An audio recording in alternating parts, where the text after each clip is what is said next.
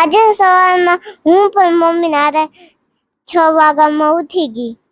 પછી મમ્મીએ મને માથું ઓરાવી દીધું. પછી હું બારીએથી બહારનું વાતાવરણ જોતી હતી. પછી હું હોલમાં આવી ને બાને પણ ઉઠાડી દીધા. પછી મેં મમ્મી સાથે બ્રશ કરી લીધું.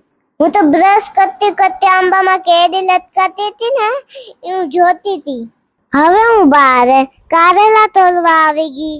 અમારો કારેલીનો વેલો બહુ જ ઘેરઘૂર થઈ ગયો. આમાં કારેલા માંડ દેખાય. 6 કારેલા મળ્યા અમને. પછી હું કારેલા ગોતવા વેલાની વચ્ચે ગઈ. આમથી આમ જોયું ને કારેલા ક્યાંય મળ્યા નહીં. મને જીવજંતુની બહુ જ બીક લાગતી હતી એટલે હું ઘા બહાર આવી ગઈ. પછી થોડુંક સફાઈ કામ કર્યું.